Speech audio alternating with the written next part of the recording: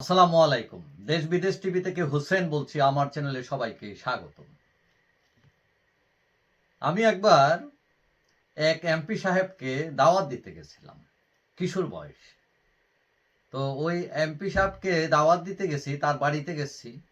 গিয়ে দেখি এমপি সাহেব, তখন আওয়ামী লীগের এমপি তিনি, গিয়ে দেখি এমপি সাহেব উঠানোর মধ্যে ধান শুকাইতেছেন। তো আমি অবাক হইলাম যে একজন এমপি তিনি ধান শুকাইতেছেন, ধান নাড়তেছেন, কিষানির কাজ করতেছেন তিনি। এবং সেই সময়ে যারা রাজনীতিবিদ ছিলেন, এমপি ছিলেন, তারা রিকশায় চড়তেন, হেঁটে চলতেন, মাথায় ছাতা দিয়ে হাঁটতেন, রাস্তাঘাটে মানুষ পাইলে তাদের সাথে কুশল বিনিময় করতেন। কিন্তু এই রাজনীতি, আওয়ামী লীগের এই রাজনীতি আস্তে আস্তে চলে গেল বড় লোকদের উঠোনে। কিন্তু সেটা কিভাবে গেল? আওয়ামী লীগের প্রতিষ্ঠা লগ্ন থেকে প্রথম আওয়ামী লীগ বাংলাদেশের প্রায় 96% মানুষ আওয়ামী লীগকেই সাপোর্ট করত। মৌলানা ভাসানী, বঙ্গবন্ধু, আওয়ামী লীগের নেতা, এরা গ্রাম থেকে উঠে আসা মানুষ, ক্ষেতের আইল দিয়ে হেঁটে হেঁটে বড় হওয়া মানুষ তারা। যার ফলে কৃষকের, কিষানির দারিদ্রতা, কষ্ট, আনন্দ তাদের মুখস্থ ছিল।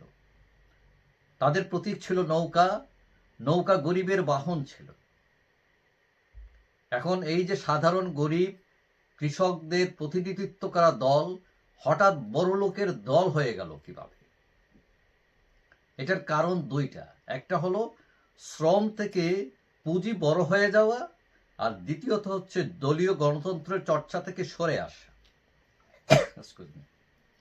এখন কথা হলে এমপি কে হবে, মেয়র কে হবে, উপজেলার চেয়ারম্যান কে হবে, এটা নির্ধারণ করবে কে? প্রার্থীর যোগ্যতা কি হবে? আগে বিবেচ্য ছিল কে ত্যাগী, কে মহৎ, কে আদর্শবান, শ্রম ও আদর্শ নির্ভর যোগ্যতা ছিল তখন। কিন্তু এটা রূপান্তরিত হতে হতে চলে আসলো কার টাকা বেশি, লাঠির জোর বেশি, প্রতিপক্ষকে দমাতে পারে, ভোটকেন্দ্র দখল করতে পারে, এই ক্যালকুলেশনে চলে গেল আওয়ামী লীগ। ফলে গরিবের যে পুঁজি, শ্রম, আদর্শ, ন্যায়পরায়ণতা, সেটা মার খেয়ে গেল টাকার কাছে। গরিবের দল চলে গেল টাকাওয়ালাদের কাছে। দ্বাদশ সংসদ নির্বাচনে আওয়ামী লীগের 265 জন প্রার্থীর মধ্যে 170 জনই ছিলেন ব্যবসায়ী।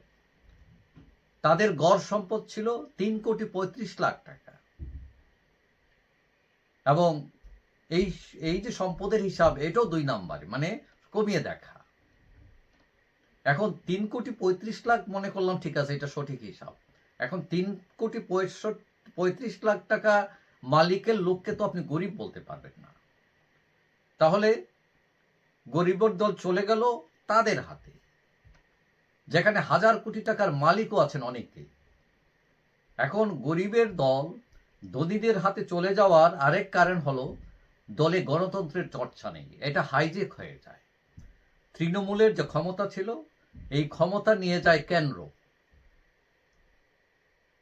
দল কার হাতে থাকবে, দলের ক্ষমতা স্থানীয় কেন্দ্রে কার হাতে থাকবে, তা নির্ধারণ করার নিয়ম হলো তৃণমূলের। ধরেন আপনার উপজেলার একজন চেয়ারম্যান প্রার্থী হবেন, কে হবেন সেটা উপজেলা আওয়ামী লীগের নেতাকর্মীরাই ভোট দিয়ে নির্ধারণ করবেন। কিন্তু না, সবই চলে গেল অথবা হাইজেক করে নিয়ে গেল কেন্দ্র। তারপর কি হলো? ওই টাকাওয়ালারা ওই কেন্দ্রে গিয়ে টাকা দিয়ে ওই পদগুলো কিনে নিয়ে আসে। আর যারা কষ্ট করলো, দলে ত্যাগ করলো, সৎ মানুষ, গরিব মানুষ, তারা নমিনেশন পেপার কেনার টাকাও নাই তাদের। তাহলে তারা দাঁড়াবে কিভাবে? এইভাবেই আস্তে আস্তে এই গরিবের দলটা, গরিবের আওয়ামী লীগ হয়ে গেল ধনীদের আওয়ামী লীগ, হয়ে গেল সালমান এফ রহমানের আওয়ামী লীগ, সাইফুজ্জামান চৌধুরী জাভেদের আওয়ামী লীগ, এস আলমের আওয়ামী লীগ, মুর্শেদ আলমের আওয়ামী লীগ, সালাম মুর্শেদির আওয়ামী লীগ, টিপু মুন্সির আওয়ামী লীগ, শামীম উসমানের আওয়ামী লীগ, বদির আওয়ামী লীগ। এখন গরিব মানুষের আওয়ামী লীগ আর থাকলো না, শ্রমিকের আওয়ামী লীগ থাকলো না, কৃষকের আওয়ামী লীগ থাকে নাই, তবে এই জায়গাতে থেকে উঠতে সময় লাগবে আওয়ামী লীগের। এবং আশা করি যারা ত্যাগী ছিলেন, যারা সৎ ছিলেন, তারা এই দুর্দিনে দাঁড়াবেন, কারণ ওই বাটার ঘি মাখন খাওয়া লোকেরা আর ফিরবে না। তার মানে মধু শেষ, মৌমাছিও নাই।